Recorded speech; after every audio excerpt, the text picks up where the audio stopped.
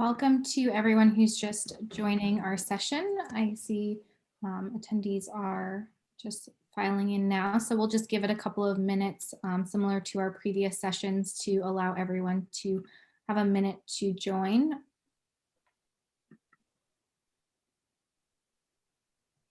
As we allow, just looking at time. All right. As you begin to join, you'll see a quick poll question on your screen. Please feel free to submit an answer if you would like to do so. And we'll get started in just a minute.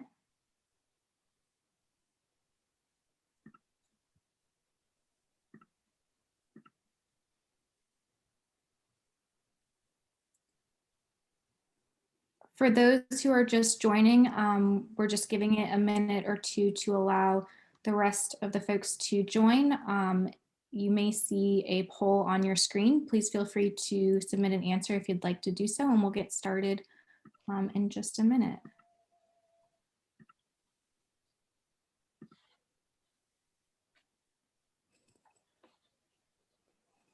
So it looks like we have a good group who have joined, a few more still trickling in, but we'll get started and kick off. So thank you again for joining us for today's Women in Privacy panel. My name is Sarah Van Pelt, and I am your Wire Wheel host for this session. Before I introduce the moderator for the session, I'd like to cover a couple housekeeping items. Please note that the views expressed here today by the speakers are their own and not the views of their organizations. And secondly, we hope these sessions will be interactive, so please submit any questions you may have via the question and answer feature in the Zoom at any time during the session. Please do not submit questions via the chat box. And I'm excited to introduce your moderator for today's session, Judy Gordon, who is the Vice President of Product Marketing at WireWheel. Judy, I'll pass it over to you to introduce our panelists and begin the Women in Privacy panel, and I'll be back at the end to wrap up. Thank you so much, Sarah. Welcome everyone to the Women in Privacy panel. My name is Judy Gordon. I am the SVP of Product Marketing at WireWheel, and we have a great panel here today to talk to us about women leaders in privacy, to talk to us about their experience. So let's start by just introducing everyone. First of all, we have Donna Fraser, who's the SVP of Privacy Initiatives for the Better Business Bureau National Programs. Welcome, Donna. Thank you. Teresa Troster-Falk, who's the CEO and founder of Blue Sky Privacy. Susan Markle, who's the VP of Engineering at WireWheel. And Susan Roll, who's the SVP and Chief Privacy Officer at Warner Media. Welcome. So let's start. Susan Roll, maybe you could start and just tell us, how did you get started in privacy? I love that I'm the first one starting this one, because I've had a very non-linear path to privacy, which may be true for others on this panel too, but I think it's such a new field that it's probably not surprising to find people who didn't take a single privacy course in law school like me, and yet now I'm running a very large team doing privacy at Warner Media, which, for those of you that don't know Warner Media, it is Warner Brothers, Turner, and HBO are sort of some of our key brands. So we includes CNN and Cartoon Network and a whole host of other brands. But my journey really started on Capitol Hill when I was working for the Senate Judiciary Committee, and I was working previously for a member, Russ Feingold, who cared a lot about government surveillance, and he was one of the only members to vote against the Patriot Act. So I sort of entered via what data is the government collecting? And then when I started working for Senator Franken, he was given the first Judiciary Subcommittee on Privacy, Technology, and the Law. And it became an opportunity to really focus on commercial privacy issues, to look at what are companies doing with the data they're collecting.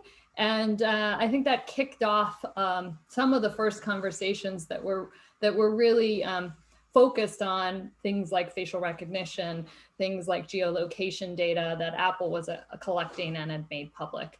I then moved to the private sector, where I worked at Nike for a while, doing both privacy work, IP work, and public policy work, and then moved to Warner Media. So that's sort of my journey. Great. Teresa, do you want to go next? Sure. I think for those of us who've been in this space a long time, and I've been in this space for almost 20 years, we often talk about a happy accident story. And I did have a happy accident story. It seemed like it was. I had been practicing international trade law in Canada. I had moved to the US. I had taken a couple of years off when my boys were babies and toddlers. We moved to Colorado and I was looking to get back into the workforce. It wasn't possible to practice international trade in the Denver area, at least not the type I had been practicing, but my neighbor was an HR at DoubleClick. And for those of us who, I see Susan and Donna nodding your heads, those of us been in the space a long time know that DoubleClick was sort of the epicenter of the early privacy issues in the non-regulated space. They had purchased a company in Colorado, and it led to an FTC investigation, 50 state AGs. And I was just looking for a job, like coming, from working at home for a while, getting back to the workforce. And there was this job called Privacy Compliance Associate. And I read the job description probably 20 times and still had no idea, what it really meant. The compliance piece was interesting. It was in legal. Privacy was intriguing, but there were no courses in privacy law, when I was in law school. So it seemed like a happy accident story that's what launched my career almost 20 years ago. And from there, I stayed within that organization through its many divestitures and acquisitions and mergers, through Epsilon, and was at Nielsen, always working in-house on the legal side, leading and building privacy programs. I worked as a strategist for a privacy software company, and now I run my own company. But when I think about where I am today and looking back, I'm not sure it was a happy accident story, because when I look back at the influences, I know I'm an entrepreneur at heart. I'm a connector, I'm a learner, and I've always felt the compulsion to do work that's meaningful. And so having the opportunity to talk about this career and our paths in it and women in it, I'm excited about, because there are no limits for your creativity and innovation, your capacity to keep learning, no end to meaningful connections and expansive and warm networking opportunities. And there's no end to work that matters. So happy accident maybe, but I think it was meant to be. Great. Donna? Sure. So thank you for having me on this panel. And oddly enough, I did not follow a straight path to privacy, but I was afforded the opportunity to take privacy classes in law school, right? So I was at one of the few law schools, Brooklyn Law School, that was teaching privacy. And oddly enough, my professor in privacy law was Paul Schwartz, who many in the space know. So, I think he taught 3 courses. I took all of them. I went to law school knowing I had a gap between undergrad and law school. I went to law school knowing I wanted to be in the entertainment business. Didn't know what area, but that was all I ever knew, because I came from working in marketing and advertising at a video game company. So I'd only ever been in some form of the entertainment business, knew that I wanted to do law school, but the privacy classes were really intriguing to me, because again, much like entertainment law, to me, it seemed like an amalgamation of different areas of law, because there wasn't this true focus on any one industry or sector. And while I was in law school, COPPA was being legislated. So there was this huge conversation about children's privacy all of a sudden now coming to the forefront. So I took the classes, but didn't follow through on it when I graduated. I went directly in-house and worked as in-house counsel at record labels for several years.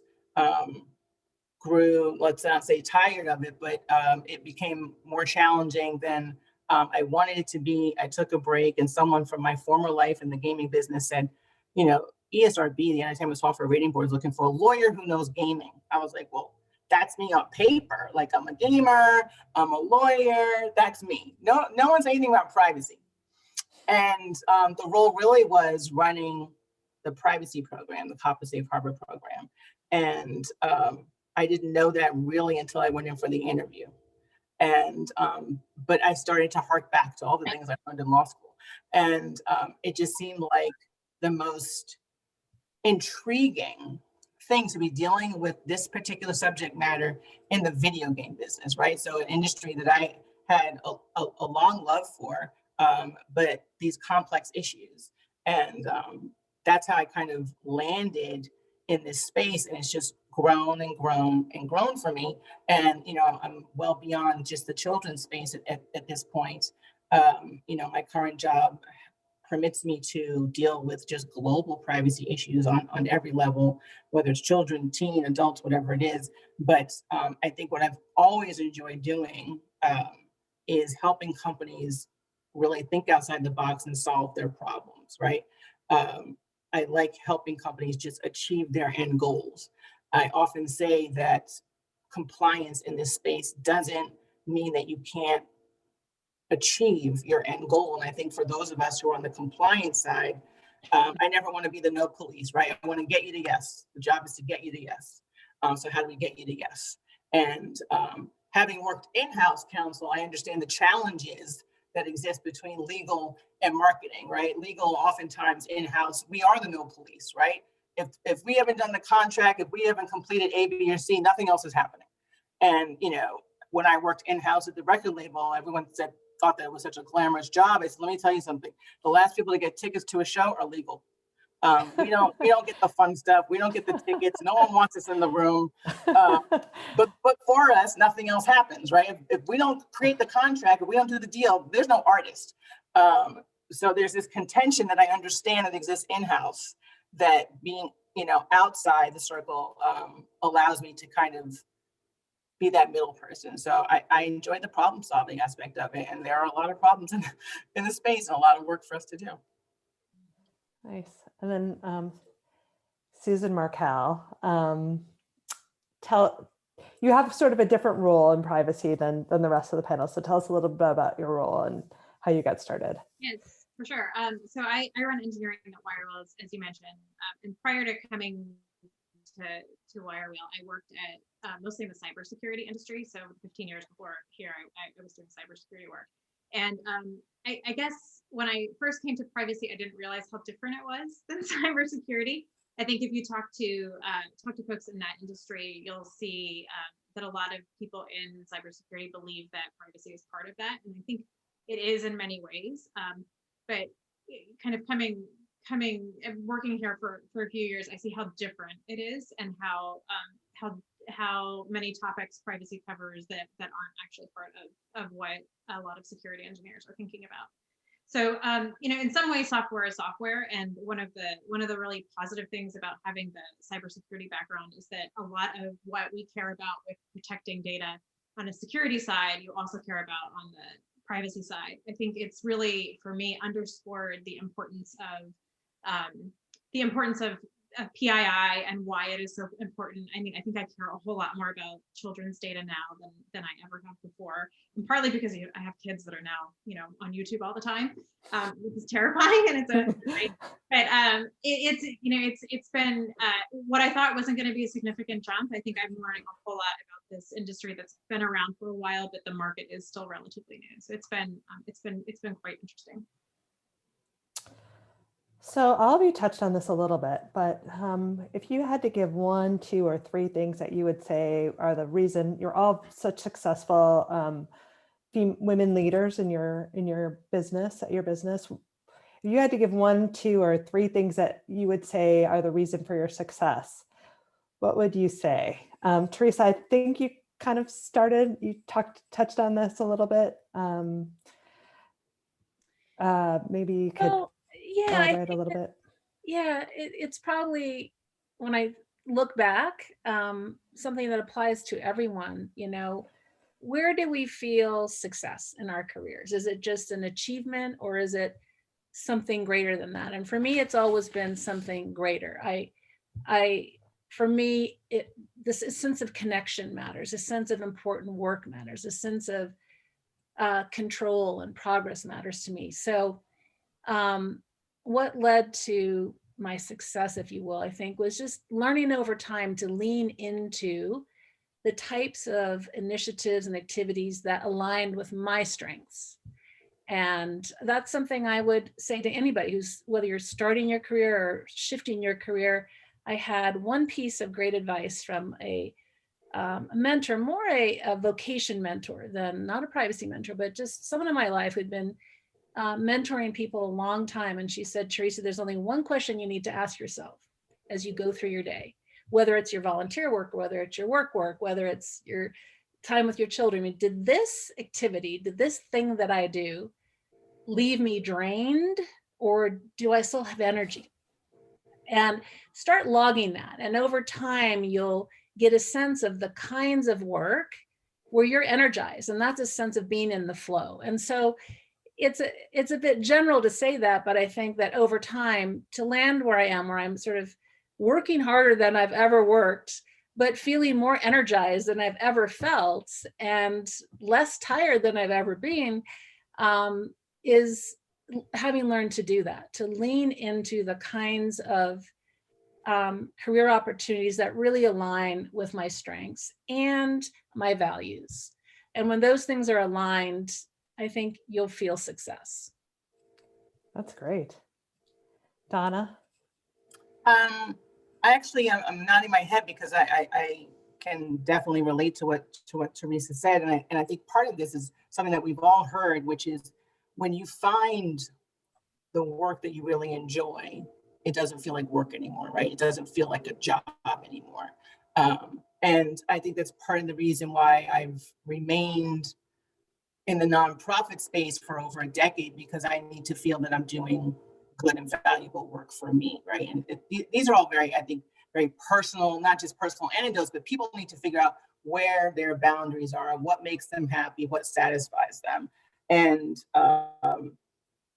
I think that success for me is in part due to perseverance, not having any boundaries with regards to the hard work, right? There's a work ethic that I think we probably all have in common here. And when you're in what has traditionally for so long been a male-dominated space, and success has been defined by masculine qualities, right? We need to be able to define what those female leadership qualities are that keep us all here, and change the trajectory, change what it looks like. And that's part of what keeps me driven, right?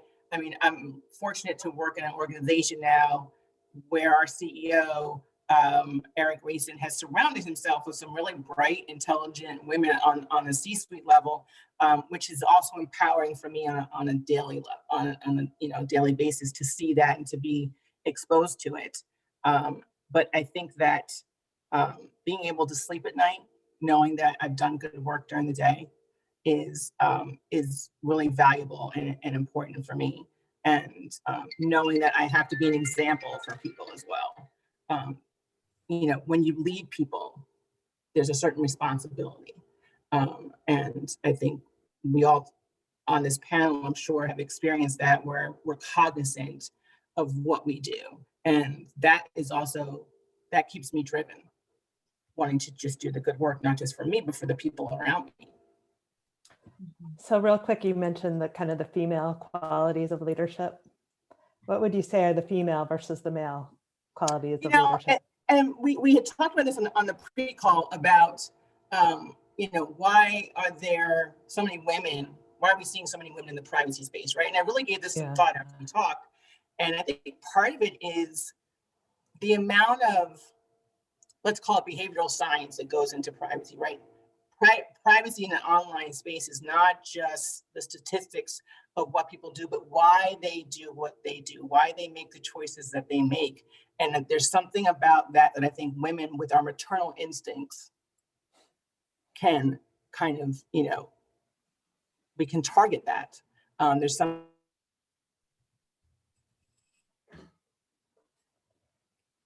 Did we lose Donna? I think so. Yeah. Tech snafus, they're part of the I reality. know, the part of the fun. It's funny because it's usually me. Oh, we lost you for a bit, Donna. Sorry. Okay, sorry. No, it's a tech snafus, no problem. I think we just need to figure out what it is. Yeah. Technology. That's not male, female, that's just tech.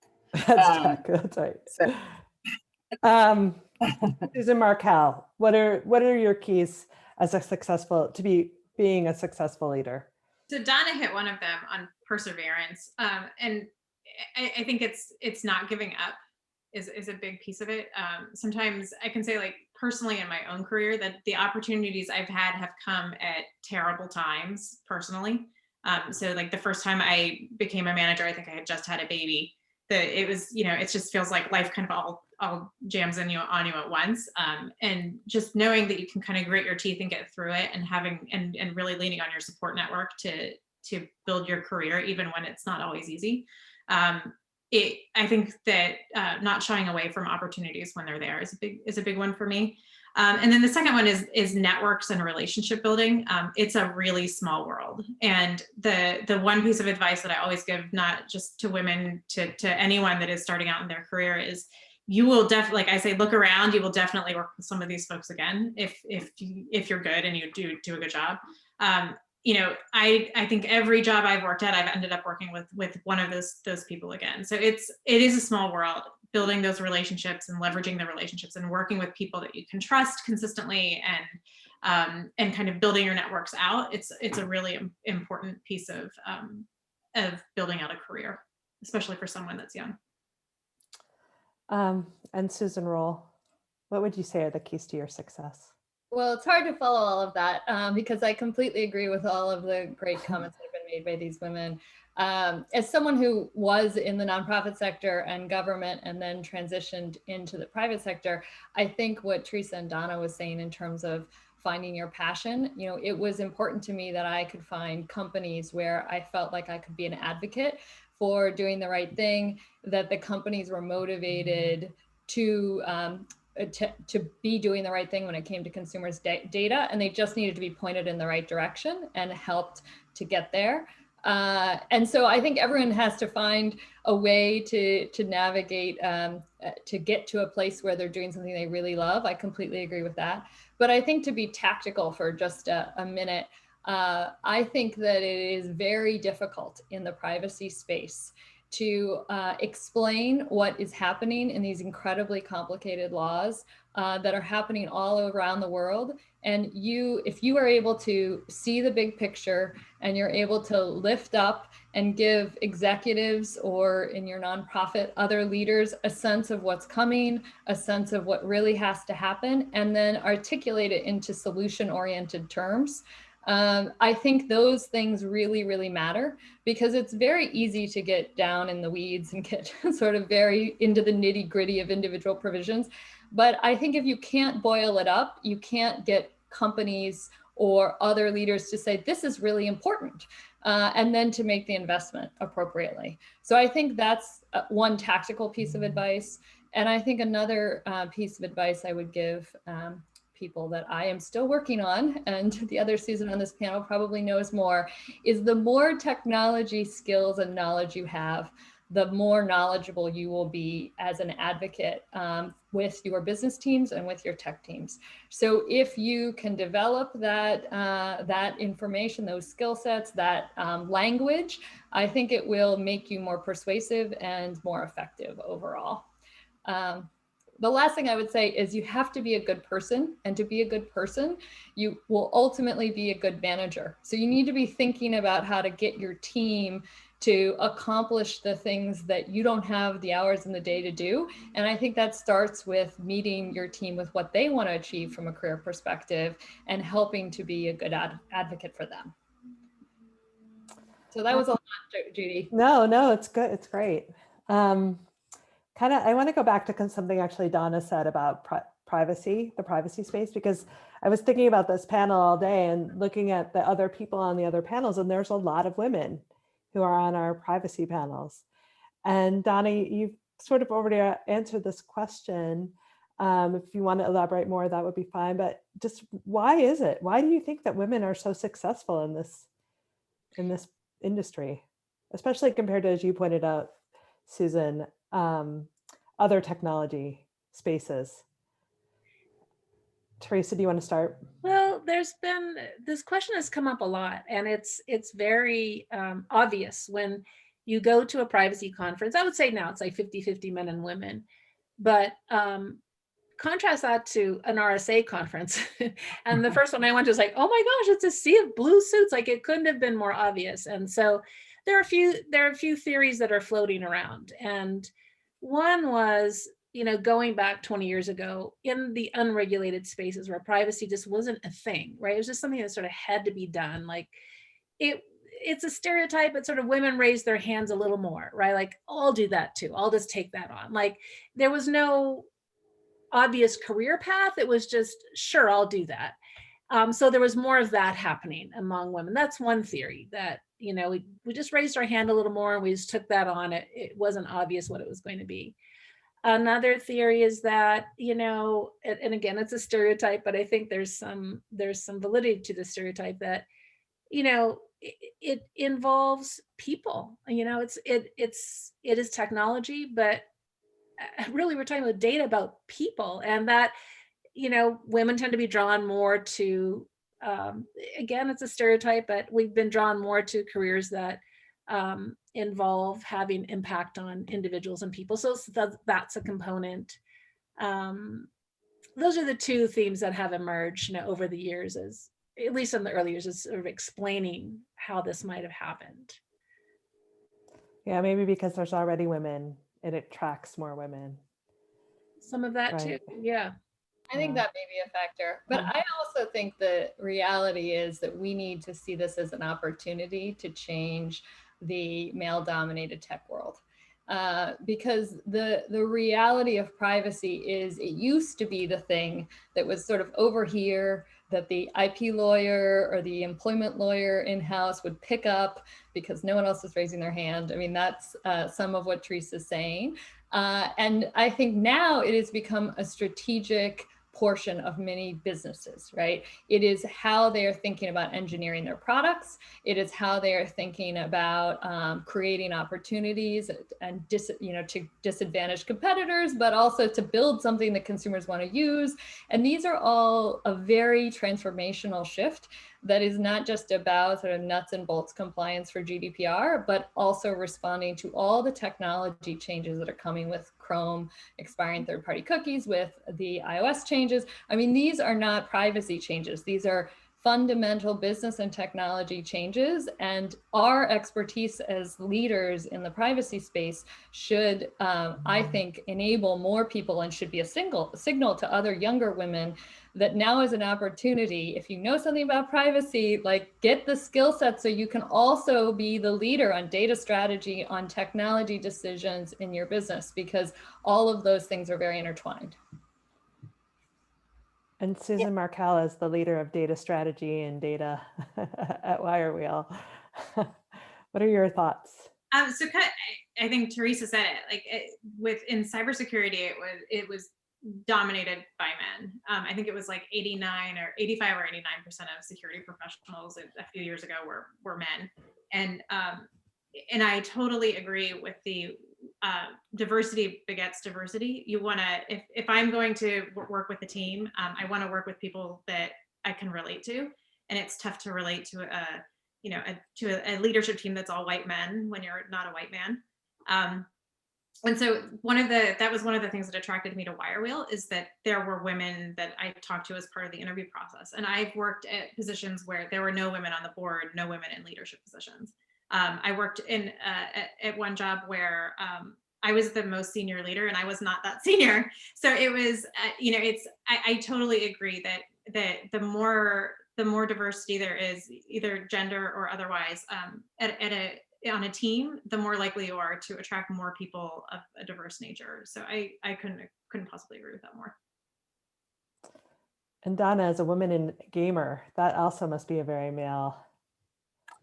Yeah, absolutely. A very male-dominated industry.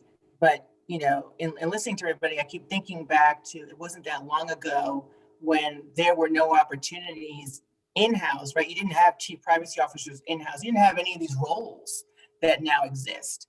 And I think as women, we do have a certain obligation to bring other women along. And I think that's what we see happening, is that others are just coming along. So, Susan Roll, you talked a little bit about technology and that people and women, especially in the privacy space, need to learn more about technology. Can you talk a little bit about where should we start? Where should people who, maybe technology is a daunting thing, where should they start? I think that's totally fair. I mean, look, if I could rewind the clock, I would take classes in coding, and I probably should make time to do that because I think if you actually know how to code, you speak an entirely different language for the people and developers who have to build a lot of this into their products from the get-go. I think if that's outside of the realm of possibility for whatever reason, I think you should focus on learning how the advertising and marketing world works. And that's the more that you can understand everything touching the big platforms, their products, the nature with which they digest data, how those things all flow together, what that really operationally looks like for many different types of businesses. I think just the more effective you're going to be, because at the end of the day, pretty much every business is dependent on the major platforms in some way, and they control the advertising world on the buy side and the sell side. Understanding how all of that works, whether it's to power Donna's games, whether it's to serve up advertising, for New York Times on a first party basis, whether it's to, sell you your next pair of Nike shoes. Like those are all things that, fundamentally, most of that's happening on a handful of platforms. And I'll add to that I think that it wasn't so long ago that there was this clear delineation between privacy practices and ad practices, right? And it's the ad practices now that are getting companies in trouble with the data collection that's happening behind the scenes, right? So when you look at some of the cases that are coming forth, just in New York, especially in the kid space, the tracking, right? The tracking tools and companies not knowing what they're doing behind the scenes, and there's all this data that's being collected about children, about parents, and nobody knowing that this is actually going on behind the scenes, that you don't, as a first party, know what your third party ad networks and advertisers are doing. I think it's one of the ways that if you're trying to get into this space, looking at what the FTC is focusing on, looking at what the state AGs are focusing on, looking at the legislative proposals that are coming up the pike, gives you a sense of where this is all heading. When you look at what's happening in California, where California is, typically that's where the nation goes, right? So what is happening there that we all need to be looking at?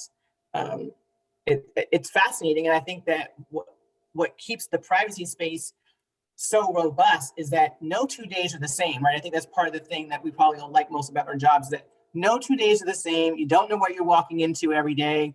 And it's very challenging. And as we become more global about this, companies become more global in their practices.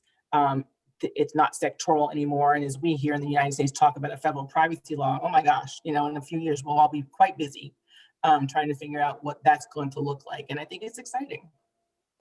So Teresa, talking about ad tech, it sounds like the beginning of your career at DoubleClick, right?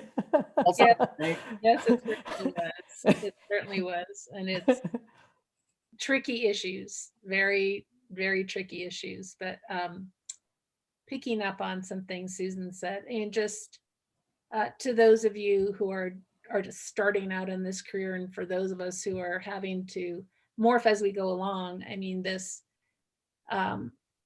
becoming more and more technical, I don't think is just a nice value add anymore, or something that gives me a little differentiation.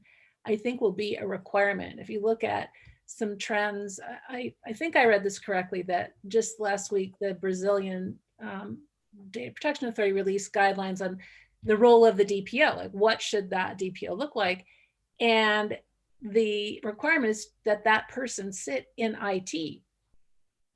You have a data protection officer that's required to be in IT. So I think, the day is coming when it's not just, you should do this, this is interesting, but you need to do it. And so, one thing that I did along the way, because I wasn't a technology person, I was a legal person, and I realized how much misunderstanding there was just from the use of terminology. Like, you'd use a term that seemed obvious, like personal information, but it meant something completely, different in an IT setting. Or so asking to just sit on product development meetings, just be in the background, be included in those IT meetings, get to know those teams, I think is really useful and practical if you're just beginning, or even if you're evolving in your career. It's deepening those relationships and those conversations being more and more integrated. Learning also that as you take more leadership positions and feel more confident about your positions, be prepared to be really unpopular. And that's hard. I think it's hard for anybody. It's hard for women. But nothing gave me greater pleasure than years later, after taking some very strong positions in some of the companies I worked with that were very unpopular, but I knew they were the right thing. My gut told me that maybe there wasn't a lot, it was a gray area, but it was the right thing to do. And sure enough, there was an incident, or there was a Wall Street Journal article, and years later bumping into some of those executives at the company who had not agreed with the position that the privacy team was taking, but coming back after and saying, wow, we really did the right thing there, didn't we? That was good that we did that. And it's like, that was so smart of us. Yeah, right. Like, we were really ahead of things. And seeing them at privacy conference, like, you don't have to say anything. You just, it gives you did the right thing, but be prepared to be unpopular along the way. And you have to grow a stomach for that if you don't have it naturally. So Susan Markel, from a software developer's perspective, what kind of advice would you give to you could talk to our Chief Privacy Officer now, who's listening in. What kind of advice would you give to a privacy officer when talking I think development? I think a lot of it's been touched on. I think common language is a big thing. Because sometimes PII is personal information is a great example. Like there have been a number of times when someone said, well, do you have personal information? And I'm like, well, what specifically do you mean by personal information? Like, how are we specifically defining it? Because how an engineer thinks about it is different than how a privacy expert thinks about it. And they're like, IP address is a perfect example. It's not something you generally think of as identifying because it's just an IP address. So that's one. I think the other thing that was touched on was relationship building. I think that relationship building is really important, because then when you get to the tough stuff, you already have that relationship. You can already have that conversation about what you're doing right or what you're doing wrong. And then the third thing I was thinking of, and now it just left me, was common language that I can't remember what the third one was, but it was brilliant, I'm sure. I'm sure. So we have actually a question. We talked about women in the privacy space, but someone asked a question about women of color. How well represented are women of color in this privacy space? And I guess if you look at our panel today, and even our panels for the day, but in general, what would you say? I guess, Donna, if you want to start. Sure.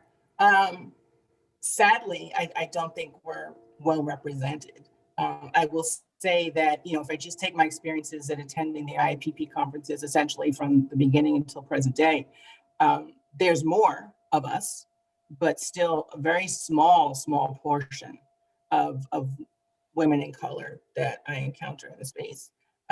There may be more on the policy side. I think all of us here are talking more about the practical implementation side of the business. There may be more on the policy side. That's something to consider, right? What side of privacy do you want to be on? Because there are policy wonks, there are implementation people, there are people who kind of, do both. But unfortunately, I don't think the privacy space is that much more different than most other industries with regards to representation of women of color, especially in senior roles. And we have, quite frankly, a lot of work to do. I have a lot of work to do. Well, I don't think it's all on you, Donna. I think we've No, been definitely not. I mean, I've been thinking about this a lot, just because we we're focusing a tremendous amount on diversity initiatives at our company. And I think it's something I personally care a lot about. I think a diverse team is a stronger team. And the reality that I've sort of seen over time is that this problem is a problem in the legal world, and it is a problem in the technology world. And so when you combine those two things together, I think we do not have enough people of color, generally, women or men, in this space. And when you look at the statistics at the big technology companies in terms of diversity, I mean, they are appallingly low. Like they just are appallingly low. And I think that speaks to a problem in terms of both hiring, but also making sure we have a good pipeline for developing these skills, growing the talent, mentoring people of color, and bringing them into more senior leadership roles. So I think we have ways to go. So Susan, can you talk a little bit more about the kinds of things that you're doing? I know Donna, you're also very involved in your business. The kinds of things you're doing in your job to mentor people and. Yeah, in terms of at sort of a more granular level for my team generally, I'm sort of trying to figure out how we create more diversity in some of our more junior positions, lawyers and non-lawyers, as a way of being able to bring people up. It's also just for the hiring we are doing, we are making it a priority to come up with a diverse slate of top candidates. And that, that from my perspective has yielded more diversity just out of the gates, saying to my HR teams, like, I want you to find me diverse candidates, period. And we've brought in a number of really, really strong people that are people of color. I mean, I think we still have a ways to go. And our company as a whole, both at Warner Media and AT&T, are doing a tremendous number of things across the company, being much more public about statistics so that we can know where there's room for growth. I think talking about this not just as a diversity issue, but as an equity issue, that once we have people on staff, we need to mentor them. We need to provide opportunities for them for advancement so they can grow in their careers, so we don't face attrition problems. And so that we ultimately are accelerating the growth of people who may not have the same networks, to the other Susan's point. I mean, at the end of the day, like, I do think networking really, really matters. And I think the reality is that diverse people in our organizations oftentimes don't have the networks with some of the most senior people at the company who are frequently white. So I think that is something we just all need to be actively working to change, recognizing it's an issue and then working to address that issue. But I'd welcome other thoughts, because I think there's always more to learn in this space. Absolutely. And I think part of this exercise that we're all going through, both I think personally and professionally and on a corporate level and otherwise, is these difficult conversations that need to happen, right? And I think people are understanding that these conversations are vital. At BBB National Programs, we have a diversity, inclusion, and belonging committee that I do co-chair. And I think what is so promising to me is how engaged this committee is. It's a very diverse group of people. And I think when you have a diverse base of employees, when people are around each other, look, we should mirror what every company should mirror what the rest of the nation looks like, right? And there's no reason why we can't do that. And we need to figure out how to find these people who can fit these roles. I'm trying to fill a very senior, VP role right now, and so it is a bit of a niche area, but there's flexibility in how niche it needs to be and what I need for you to have coming in the door versus what you can learn. And we need to find flexibility when we're actually looking to fill these roles sometimes. But it is still challenging. And but the conversations about diversity and inclusion are vital, I think, in surviving, for companies to survive. I just think, Susan, to your point about these large tech companies whose numbers are so low, I'm not sure how they continue to survive 5-10 years from now when they don't reflect the user base of their products. Because at some point they're going to hit a wall, because the user is going to recognize that you're not even thinking about me when you're developing this. They're going to hit a wall. So the conversations, I think, are real and impactful, both financially and otherwise. I totally agree. I mean, the NASDAQ announcement that says you now need one person of color and one woman Right. on the board, it's like, that should happen 30 years ago. Right. Right? Isn't that crazy? You know, it's like baby steps. We need to recognize that the world is not moving at baby steps, and companies really need to lean in to make. Mhm. To that end, though, I think that that was a significant announcement. 30 years too late, one might argue, but if that is to go forward, you will start to see change, I think, much more quickly, because now you do have that representation at the board level, and that trickles down. So I think that's a very significant development. Mhm. I hope it does go through. Yeah. Susan Markel, anything to add on mentoring? And I mean, I was nodding vigorously with what Donna was saying, especially, I think there's having the different perspectives is really important. There was something Donna said that, like, it's ringing in my ears about your users.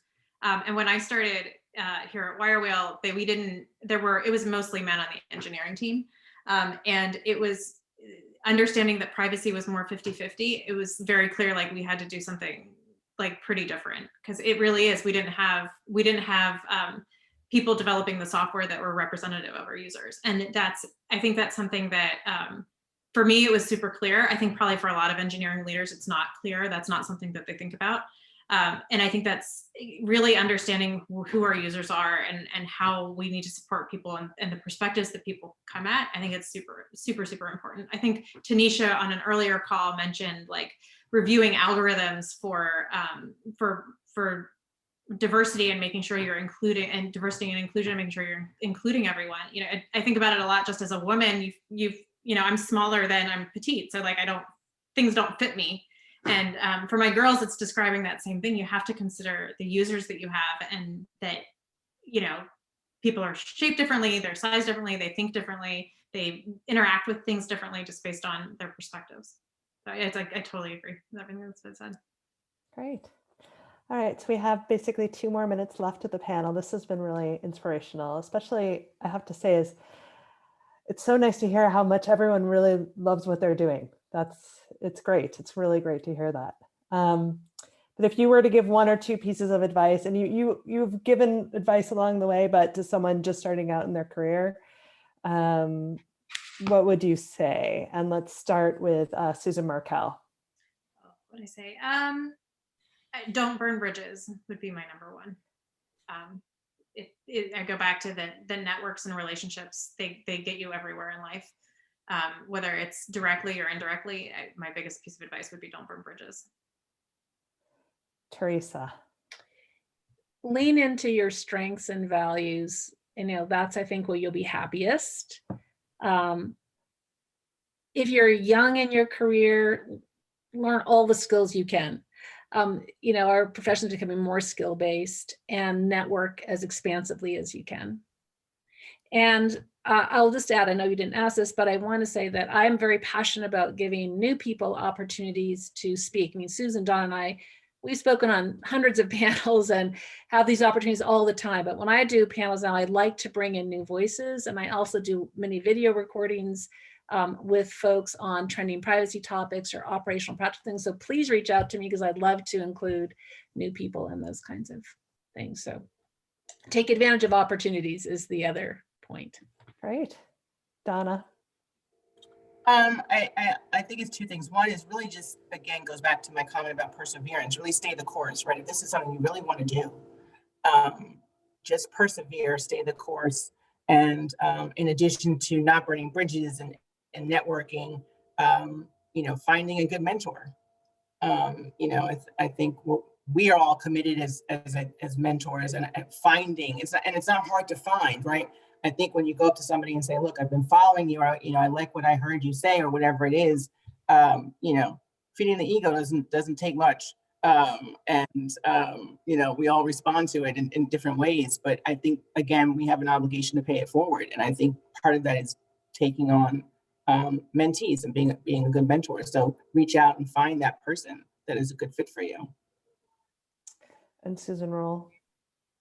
Well, I totally agree on mentoring. I think it's the one of the most critical things you can do, because if you find someone who can be your advocate and your champion and who you can learn from and who you can grow from, and it's maybe not one person, most of the time this isn't one person, but I think that's going to be both critical for career advancement and also for growth, because I think at the end of the day, you want to be bold, you want to be courageous, and you want to say yes to new opportunities. Because if you're those things, and I think women are a little bit more have more of a tendency to sort of step back and worry they're not qualified for something, be too shy about whether or not they can really take it on. Are they over-resourced? Can they give 110%? And if not, they say no, as a very broad general stereotype. I think that is to our detriment. I think if you can find a way to learn and grow and take on new opportunities, and you will ultimately get to a point where you develop both your own confidence and you show people you're really good at what you do. You don't have to know all of it. You just have to know the right people to ask for help. And if you have the perseverance and follow through, I think you will, competence begets more work as a general rule in any entity. And the more that you show that you can just get stuff done and you're competent, I think the more that, that people will seek you out. But it starts with building your own confidence to say yes. And I think that's an important piece. Great, thank you. Now I'll hand it off to you, Sarah, to close us out.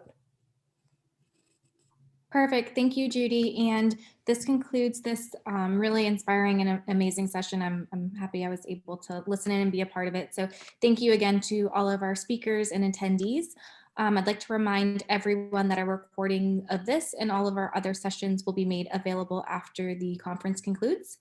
On your screen, you should see the agenda for the rest of the day, which is almost concluded, but we have one, but certainly not least, session left. Excuse me. The next session is the closing keynote featuring Alistair McTaggart, which begins at 6 p.m., which you definitely will not want to miss. So hopefully we will see you there, and I hope you guys all have a great rest of your day.